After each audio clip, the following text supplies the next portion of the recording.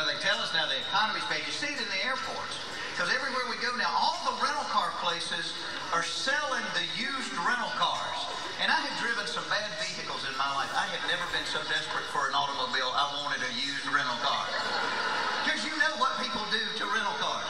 My mother will not drive 55 miles an hour. You put her in a rental car, she's doing donuts in the grocery store parking lot.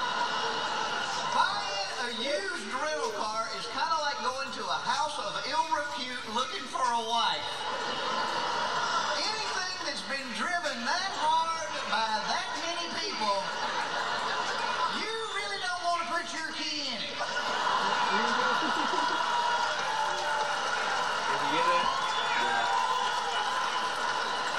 there's no incentive to take care of a rental car because if you pay the extra insurance, you can total that rental car and they'll bring you another one. And I recommend always get the additional insurance. They're like, Mr. Foxworthy, would you like the additional coverage? I'm like, yes, I would.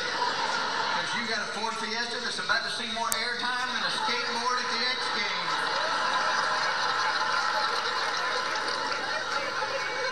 So welcome to our job. You know, we talk about this all the time. We feel like we have the coolest job in the world. And it's funny because, you know, like tonight, you get to meet a lot of people backstage.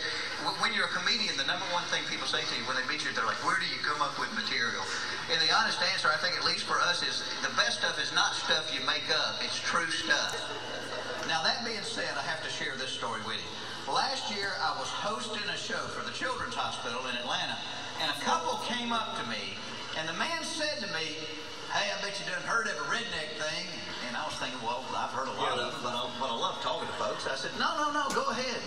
He said, well, my wife and I decided if we ever had the chance to meet you, that we had to tell you about the time we were down at her family's house, and while we were there, her brother got his nipple bitten off by a beaver.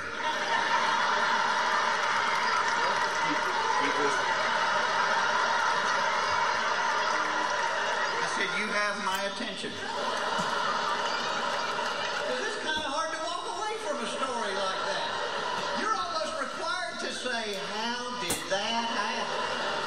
Oh, and they were happy to share the whole tale. Apparently the brother and his buddy were driving down the road and a beaver ran across the street and they accidentally hit it with a truck, and then the beaver went down into the ditch on the side of the road.